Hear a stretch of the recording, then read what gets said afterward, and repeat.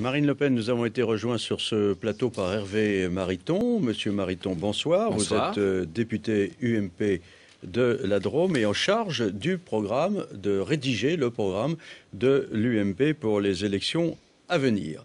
Alors, deux thèmes, après ce qui s'est passé en Italie. On a bien vu que les Italiens ont dit non à l'Europe austère, ou peut-être à l'Europe tout court, on verra, suivant vos points de vue différents peut-être sur ce point-là. Et puis, ils ont dit non également à la classe politique. Ils ont dit on en a assez, on ne croit plus les politiques. Alors, au premier thème, Hervé Mariton, je vais vous donner d'abord la parole, puisqu'on a entendu beaucoup Marine Le Pen jusqu'à présent. Marine Le Pen dit, eh bien, l'Europe est battue en brèche, les Européens n'en veulent plus, je demande un référendum sur l'Union européenne en janvier de l'année prochaine. Ce référendum, vous y adhérez à cette idée ? Principe de base de la démocratie, il faut respecter les électeurs, en France, en Italie. Et ce qu'ils ont dit mérite considération. Mais je ne suis pas d'accord avec la proposition de Marine Le Pen parce que autant je pense qu'il faut refonder l'Europe, et il y a beaucoup de choses à modifier et vigoureusement dans le fonctionnement, les objectifs de l'Europe, autant il ne faut pas dynamiter l'Europe. Or, ce que je reçois de vos déclarations hier, aujourd'hui, c'est en réalité un travail de démolition sans qu'il y ait véritablement en face une construction utile. Est-ce qu'il y a des choses à réformer en Europe vigoureusement et pas des réformettes? Évidemment oui, dans la gouvernance et dans le fond des politiques poursuivies.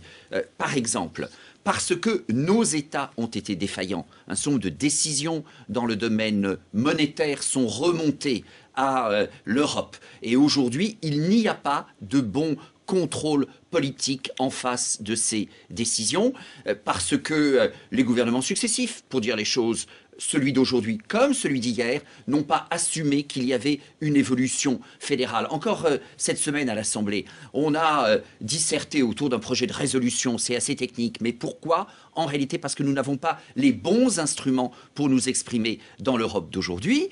Donc oui, il faut réviser, refonder l'Europe, assumer qu'un certain nombre de sujets sont aujourd'hui de compétences européennes, inversement, ramener sur le terrain un certain nombre d'enjeux. Je cite souvent sur une question de ce type l'exemple du loup dans la Drôme, où on nous emmerde pour savoir si on peut en abattre 6, 8, 10, 12 en fonction de règles européennes. Ça n'a rien d'européen dans son principe. La France qui est engoncée dans des contraintes réglementaires extrêmement lourdes, c'est peut-être un peu son histoire, c'est aussi un son de contraintes européennes. Et si on secouait ce cocotier-là, oui, alors on pourrait dégager des marges de croissance et des créations d'emplois, mais on commence par pas tout casser, sinon on est assez mal barré. Marine Le Pen.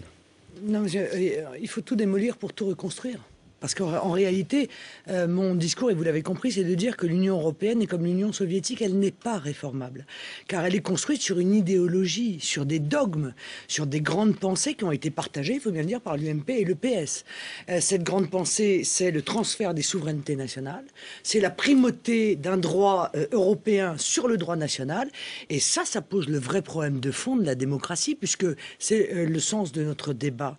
Où est la démocratie dans un pays lorsque on a retiré aux Français la possibilité de décider de qui entre et qui se maintient sur leur territoire? Nous n'avons plus de souveraineté territoriale, nous n'avons plus de souveraineté monétaire, nous ne pouvons pas décider d'adapter notre monnaie à notre économie.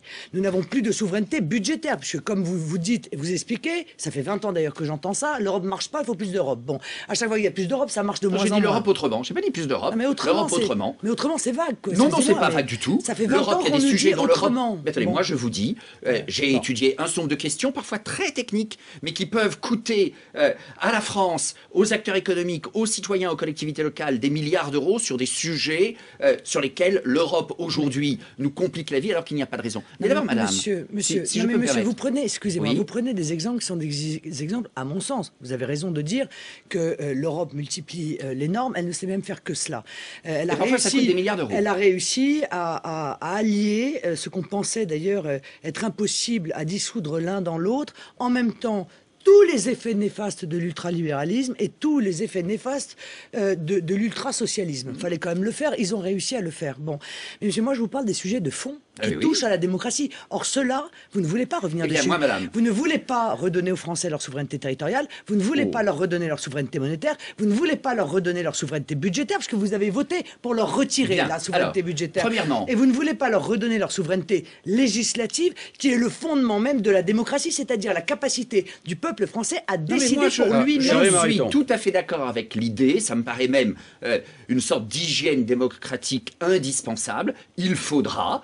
Et il ne faut pas que ce temps soit trop éloigné, que les Français soient amenés à revoter sur l'Europe. Mais avant de dynamiter, je préfère construire. D'abord, madame, il y a tout de même, vous m'autoriserez cette observation, une petite question de démocratie.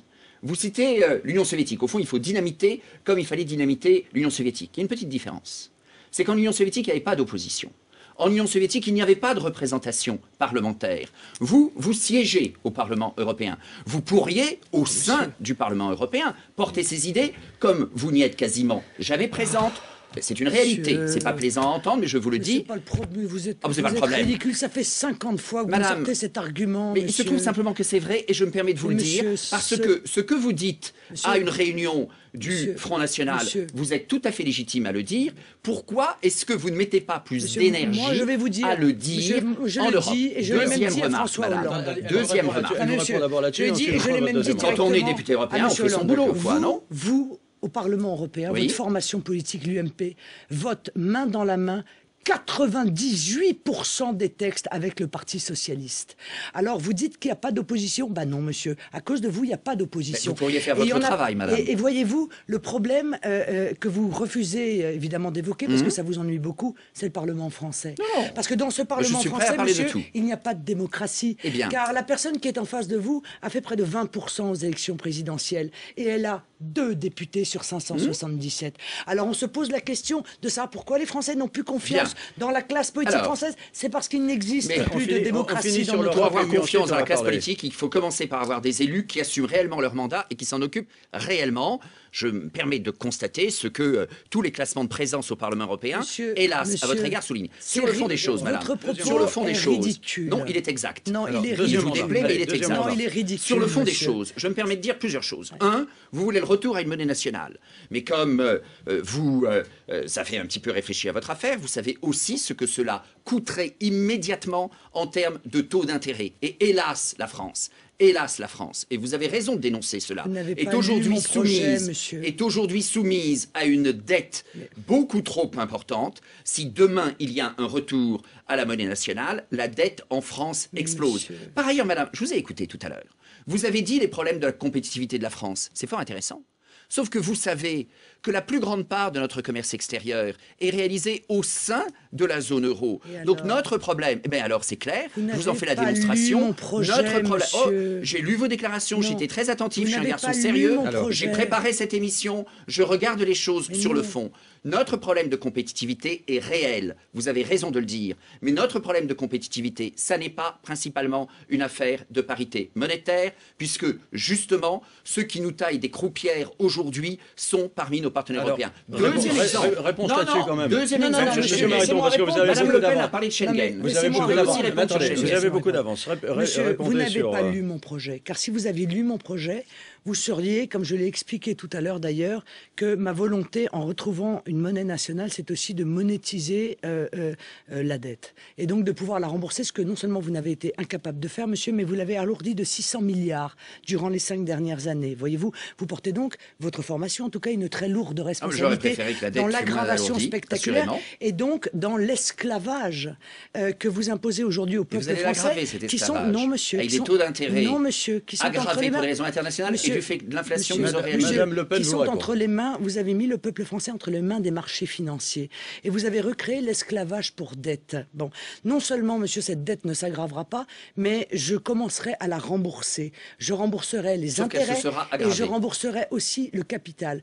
Monsieur, nous nous retrouverons probablement dans quelques mois, car voyez-vous, les taux d'intérêt vont commencer à monter.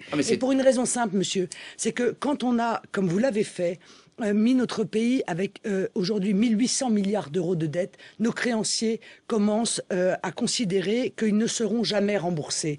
Et ils vont donc commencer à nous imposer de taux d'intérêt qui vont augmenter, monsieur. Aujourd'hui, et vous le savez. Non. Aujourd'hui, enfin, je sais les choses, mais je sais aussi que la signature de la France, Nous en moins reparlerons, impeccable qu'à certaines monsieur. époques, n'est pas mauvaise aujourd'hui. monsieur. Que la France place, vous le savez, madame, nous sur en le marché reparlerons. mondial, Laissez-moi des terminer, emprunts. s'il vous plaît. Vous seriez Attendez, vous m'avez extrêmement interpellé, courtois. je vous réponds. Non, monsieur, parce que vous ne m'avez pas laissé terminer. Des emprunts, y Donc, compris à des taux laissez-moi- négatifs, c'est laissez-moi bien que la terminer. signature de la France est crédible, mais qu'il y a en effet un danger avec le gouvernement socialiste Bah, voyons. qui aggrave. Ah bah écoutez, Il moi fait je la me même permets de chose. critiquer les Il fait socialistes. la même chose que Alors, vous, vous dites monsieur. souvent la même chose Alors. que Mélenchon. Mais Alors, non, alors pas du tout. que ceux qui nous Alors, regardent le Marine Le sachent. pas Pen, du tout. finissez votre Ah, si. réponse. Vous avez encore C'est 40 trop souvent secondes semblable. de Mais retard. en aucun Allez-y. cas. Vous nous expliquez, monsieur, que nous sommes en train de nous faire tailler des croupières par des pays de l'Union européenne. J'imagine que vous pensez à l'Allemagne. Bon. Eh bien, voyez-vous, je vais vous peut-être vous apprendre quelque chose. Je suis toujours prêt à apprendre. La banque Nomura a fait une projection, parce qu'il y a des gens sérieux qui travaillent sur ces sujets, voyez-vous, J'essaie de d'en retour être. aux monnaies nationales.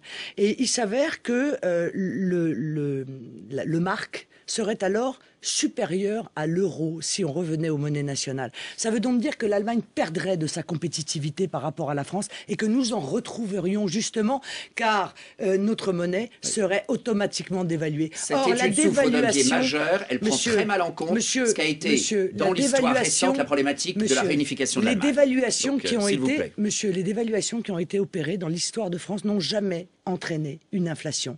Et à l'époque, nous avions le plein Comment emploi. Non. Attendez, madame. Non, pas les dernières, monsieur. Vous vous Et souvenez nous tout de avions même la séquence Monsieur- des années 60, des années 80, avec à la fois, parce que les socialistes en particulier avaient particulièrement mal maîtrisé la situation économique, à la fois des Monsieur- dévaluations et à la fois Monsieur- une inflation galopante Monsieur- et beaucoup de Français qui souffraient. Cette lutte contre l'inflation est une lutte. Moi, je ne suis pas bigot. Cette lutte contre il faut pas l'inflation la faire est une exploser. lutte de la Banque centrale européenne qui est folle, qui est faite au bénéfice des rentiers et des banques.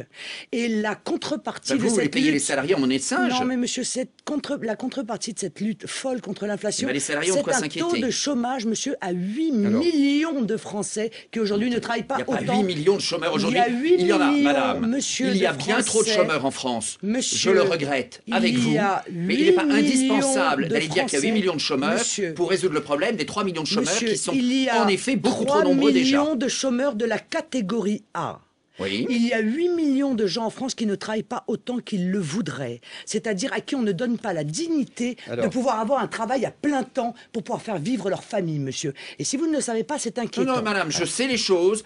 J'avais publié un excellent rapport dont je vous conseille la lecture. Mesurer pour comprendre, pour essayer modestement de dire que le débat politique serait mieux établi si on Alors, acceptait de justement. regarder les chiffres sans Alors, les triturer. Non, alors, je veux répondre sur Schengen. Alors, Parce que Schengen, sur rapidement, parce qu'il sur faut ensuite Schengen, qu'on parle de la sur crédibilité Schengen, de la parole Madame politique. Le Pen nous dit qu'il faut sortir de Schengen. Mais si je peux me permettre, madame, c'est pas les bons élèves qu'il faut sortir de Schengen, c'est les mauvais. Donc, est-ce qu'il faut modifier la manière dont Schengen fonctionne? Je suis d'accord. Et il y a un certain nombre de questions que vous posez qui ne sont pas inintéressantes, qui ne sont pas illégitimes. Le seul problème, c'est qu'assez souvent, vous apportez les mauvaises réponses. Schengen, il faut en sortir. Ça aussi, je Les l'ai pays- entendu il y a 20 ans. je peux dire ce que je pense et j'essaye de le bon. démontrer. Il y a des pays qui gèrent mal leurs frontières. Plusieurs possibilités. Un, renforcer les dispositifs qui peuvent exister pour mieux gérer les frontières de l'Europe. C'est à faire.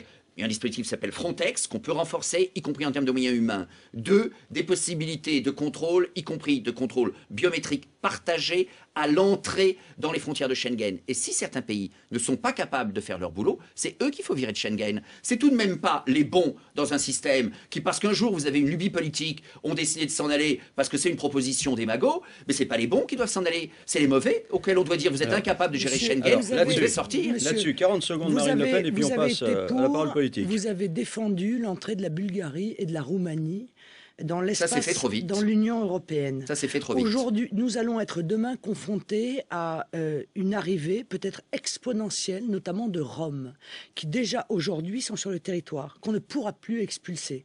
Alors qu'est-ce que vous allez nous dire? Oups! Oups, ah ben oui, ça n'a on au s'est passage trompé. rien à voir avec On Schengen, a fait ça madame. trop vite. Excusez-moi. On a fait ça. Non, non, Ah si, monsieur. je l'ai dit Bien en sûr son que temps, j'ai oui. toujours eu, On a fait y ça compris trop au vite. sein de la Ah bah, majorité de l'époque, oups. une parole très libre. Mais les Français, ça n'a rien à voir avec mais Schengen. monsieur, les Français qui Juste vivent, au passage, que ceux les qui nous Français regardent qui le sachent. vivent cette situation, vous allez leur dire juste, oups, on Ah s'est non, trompé. je ne leur dis pas oups. Je ne leur dis pas oups. D'accord. Je dis que la situation à l'égard et le gouvernement d'hier, je rends acte au demeurant, y compris au gouvernement d'aujourd'hui, de ne pas être totalement naïf à l'égard de la problématique Rome et des questions qui se posent dans les relations avec la Bulgarie plus tout le et la reste, Roumanie. monsieur. Mais je dis, que ça n'a rien à voir avec Schengen. Vous-même, vous le reconnaissez. Vous avez fait retraite sur votre thème. Et deux, les relations avec la Bulgarie et la Roumanie sont en effet un souci. Et je pense, voyez-vous, pour aller peut-être encore plus loin que vous n'imaginez, qu'il y a en effet un problème. C'est que si les Français ont voté non au référendum en 2005, c'est parce qu'ils se sont parfaitement rendus compte qu'il s'était passé quelque chose de majeur au 1er janvier, qui était l'ouverture de manière peu raisonnable de l'Union européenne et qu'on leur a demandé leur avis sur quelque chose de beaucoup plus technique après. Et pourquoi donc vous moi je n'avez suis pas capable, je l'ai dit. Allez, Et ce que je vous dis, c'est que oui, la dernière réponse à sur un l'Europe, moment, il faut voter sur l'Europe, mais il faut voter sur les bonnes questions, avec la volonté de construire et d'améliorer le sort de nos concitoyens, et pas de dynamiter l'Europe au mépris de l'avenir de nos compatriotes. Schengen est un processus terrifiant, car il nous empêche de décider qui entre et se maintient sur notre territoire. Mais il faut sortir les mauvais. Il y a quelques années, l'Italie, monsieur, et l'Espagne, je ne sais pas si vous les mettez dans les mauvais et les bons, ont régularisé 1 200 000 travailleurs clandestins. Eh bien, le simple fait qu'ils soient en situation légale leur permet d'aller partout dans l'Union européenne. Et ils viennent, monsieur Mariton, dans le pays qui est le plus attractif en matière d'aide sociale, et le pays le plus attractif en Europe en matière d'aide sociale et de traitement social, et d'accès au logement social, et de santé, et d'éducation des enfants, c'est la France. Alors, ça veut dire qu'on ne peut plus continuer avec des frontières totalement ouvertes. Ceci a été une folie qu'aujourd'hui, encore une fois, aujourd'hui les Français subissent. Alors, évidemment, c'est pas je vous rappelle que le président Sarkozy avait fait adopter à l'échelle de l'Europe une réforme qui permet de mieux réguler, et il faut travailler là-dessus. Tous les deux, je voudrais vous demander de passer au thème suivant, s'il vous plaît. Sur l'Europe, je pense que tout le monde aura bien compris quelles étaient vos positions respectives. Maintenant, les Italiens ont aussi dit à la classe politique, aux partis traditionnels, écoutez, on ne vous croit plus. De toute façon, vous nous racontez toujours des histoires et par conséquent, on va envoyer balader le système. Candidat anti-système, disiez-vous, je crois, à propos de Pépé Grillo. Hervé Mariton, est-ce que les politiques, ils peuvent un jour retrouver la confiance des électeurs? Oui, en disant la vérité et en baladant pas les gens. Je prends un exemple à la fois très actuel, un peu technique, mais qui intéressera tous ceux qui nous regardent. Le débat sur la fiscalité du diesel, c'est absolument invraisemblable. Le gouvernement prend prétexte de pollution et de protection de la santé des personnes. La réalité est que les atteintes à la santé doivent bien davantage aux poêles à bois mal réglés et aux cheminées ouvertes qu'au diesel, premièrement. Deuxièmement, il faut bien reconnaître que tous les véhicules récents polluent infiniment moins que les véhicules plus anciens. Donc est-ce qu'il y a un sujet de maîtrise des pollutions aux particules? La réponse est oui, parce que c'est un enjeu de santé publique. Est-ce qu'il y a un sujet sur les diesels anciens? La réponse est oui. Mais chacun de nos concitoyens a parfaitement compris qu'en réalité, les enjeux de santé publique dans cette affaire, c'est le cadet des soucis du gouvernement. Ce que le gouvernement veut, c'est un prétexte pour augmenter les impôts. Et il a trouvé un prétexte apparemment politiquement correct, c'est celui du gazole. Et ben voilà, vous en donnez l'occasion. On prend 10 secondes, on décrit les choses telles qu'elles sont, et on dit au gouvernement, pas de bobards, assumez. Parce que les bobards que le gouvernement a commencé de raconter sur cette affaire du diesel, en effet ça nuit à la crédibilité et à la confiance que le politique doit inspirer. Marine Le Pen, les bobards. Les Français n'ont plus confiance dans la classe politique que vous représentez, je le crois. Ça, c'est un principe de base. Le PS. 85% des Français pensent que les hommes politiques ne s'intéressent pas ou peu à leurs problèmes. À chaque fois que des mouvements comme le mien mettent le doigt sur des problématiques qui sont la véritable préoccupation des Français, eh bien, la classe politique dans son ensemble, UMP et PS, hurle au loup contre nous. Ça a été vrai pour le problème du voile, ça a été vrai pour le problème du halal, ça a été vrai pour l'immigration, ça a été vrai pour le protectionnisme. Vous avez tous hurlé au loup. Aujourd'hui, nous sommes encore une fois dans un pays où les Français ne se sentent pas représentés par leur Assemblée nationale. Vous avez créé, vous et le Parti socialiste, et vous les défendez d'ailleurs, des modes de scrutin qui ne permettent pas à des millions de Français d'avoir des représentants à l'Assemblée nationale. La vie politique française est de surcroît une succession terrifiante d'affaires, qu'elles soient de droite ou de gauche. Et les Français ont à juste titre le sentiment qu'il y a un effondrement éthique et moral de la classe politique. Si l'on rajoute à cela l'impuissance qui est la vôtre, car enfin, il n'y a qu'à, faut améliorer, il n'y a qu'à réorienter, il n'y a qu'à, mais ça fait 20 ans qu'il n'y a qu'à.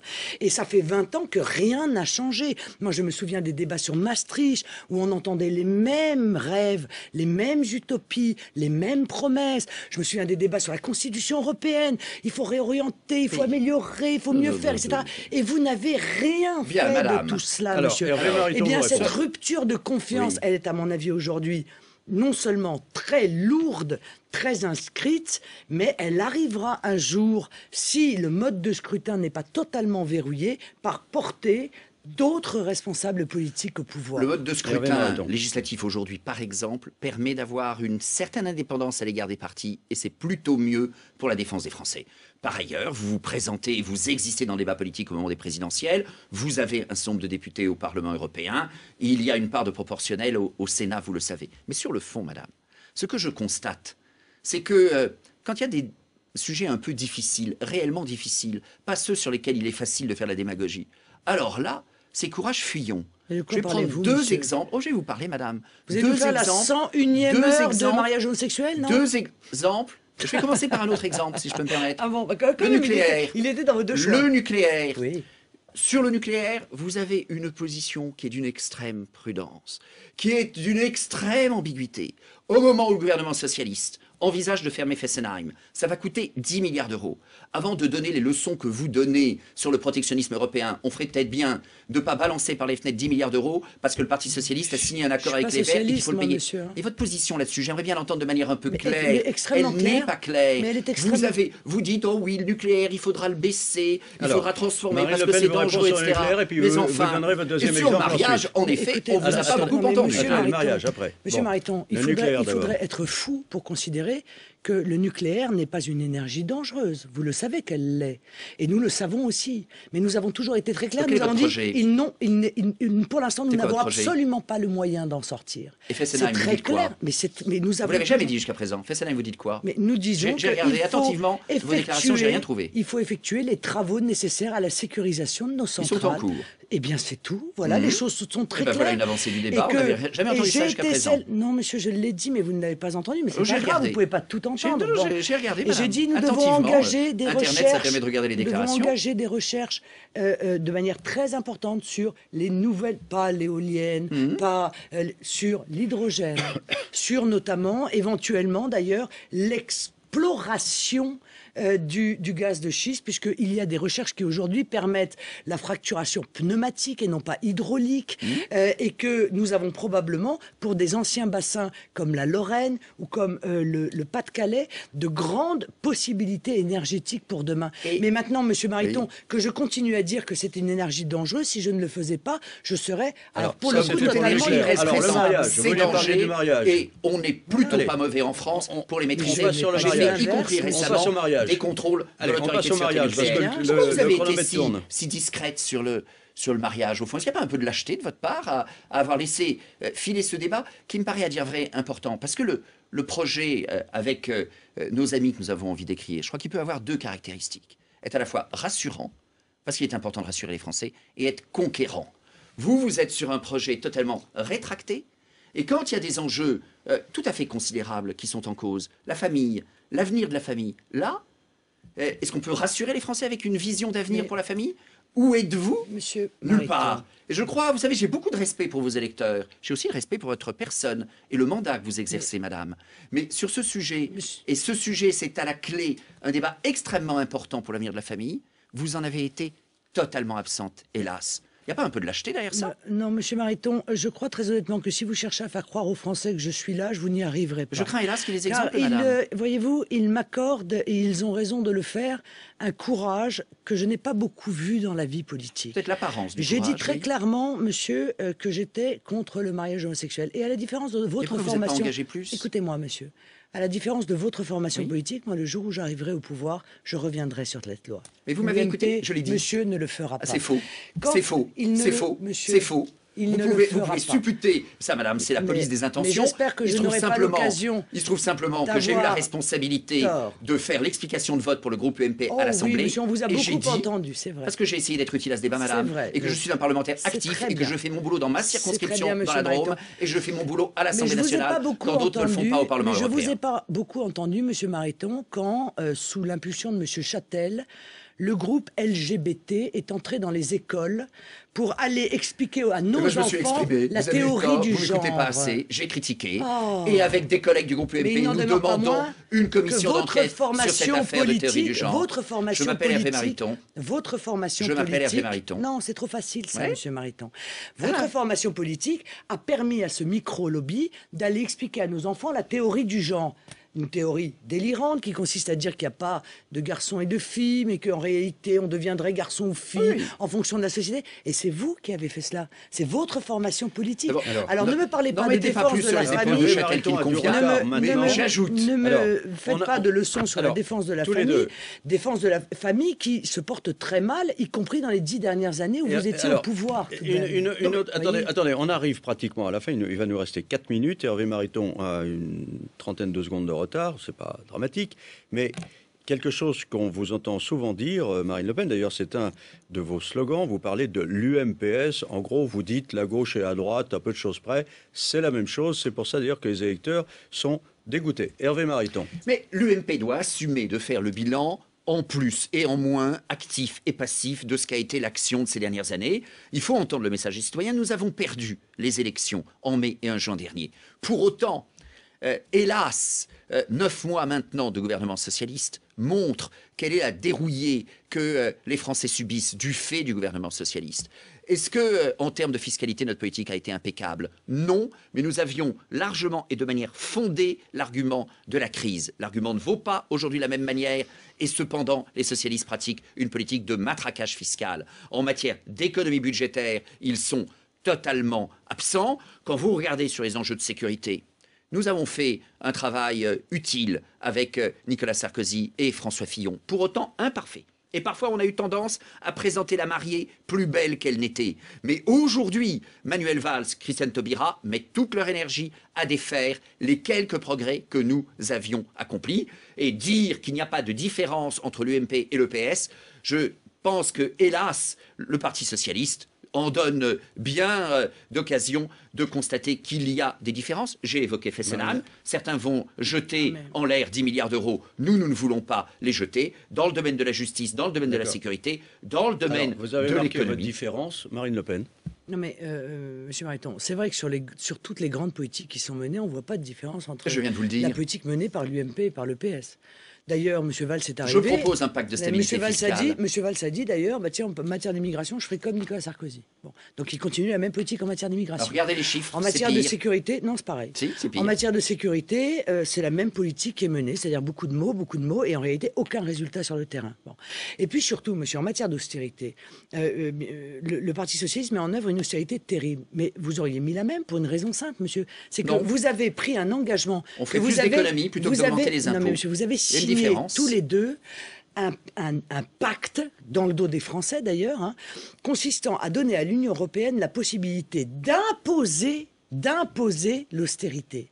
Et donc, vous recevez, comme le PS le reçoit, la même feuille de route de l'Union européenne qui vous impose de mettre en œuvre cette austérité. C'est même pas une question de contrainte. On ne peut pas laisser les déficits filer et la dette monter jusqu'au ciel. Monsieur, vous c'est avez une question de bon sens à un moment, madame. 600 milliards de plus en 5 ans de dette. 600 milliards.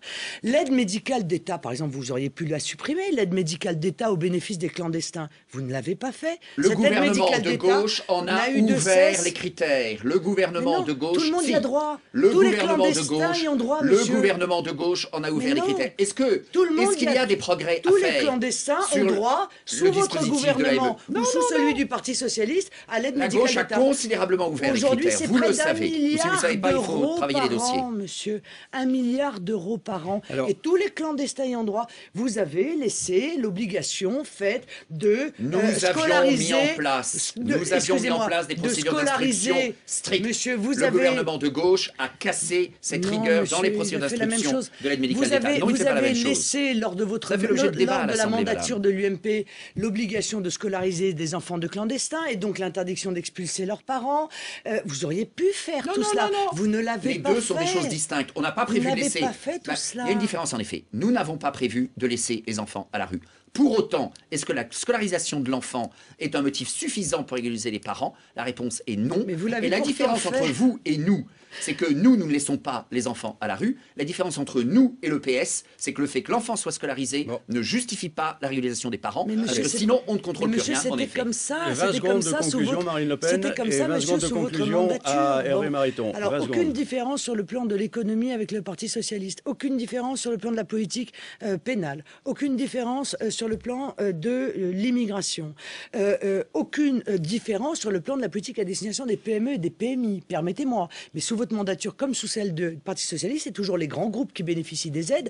Je vous signale que sur les 60 milliards d'aides, c'est pas ce que disent les artisans et les commerçants qui ont vu une concurrence déloyale. Bon, sur les 60 milliards d'aides aux entreprises, il n'y en a que 9% qui vont aux PME et aux PMI. C'était vrai sous votre mandature, c'est vrai sous la mandature socialiste. Donc voilà, il n'y a aucune rupture de politique, rupture il n'y a pas d'orientation différente, c'est le même modèle économique et les mêmes résultats qui sont très mauvais. Marine Le Pen a pris 40 secondes, vous avez 40 les secondes. Les Français qui payent aujourd'hui davantage d'impôts, les Français dont les heures supplémentaires ne sont plus exonérées, les Français qui constatent qu'il n'y a plus les contrôles que nous avons mis sur l'immigration, ces Français constatent qu'il y a une différence entre le Parti Socialiste et nous. Mais notre programme n'est pas un programme de rétraction, ça n'est pas un programme chagrin comme le vôtre, ça n'est pas un programme de démolition, ça n'est pas un programme démagogique. Ce que je souhaite, c'est que nous ayons un projet à la fois rassurant et conquérant. Que ce soit un projet aussi qui assure la confiance que les Français peuvent avoir à l'égard de l'État. Par exemple, nous avons une convention à la fin du mois sur la fiscalité. Je proposerai d'arrêter avec ce principe extrêmement pénible qui est celui de la rétroactivité de la loi fiscale. La loi fiscale ne doit plus pouvoir être rétroactive. Il faut que les Français aient confiance en l'État. C'est plus le cas aujourd'hui. La maison brûle et M. Mariton est en train de choisir de changer le papier peint. Voilà. Bon, allez. Vous voulez casser les fondations. Merci beaucoup, M. Mariton, d'être venu rencontrer Marine Le Pen. C'était un débat très intéressant parce qu'il n'y a pas eu d'anathème lancé comme ça, mais au moins on est allé au fond des choses, très bien. Et Marine Le Pen va rester avec nous parce qu'on va avoir dans un instant la dernière séquence, l'after RMC avec Jean-François Aquili.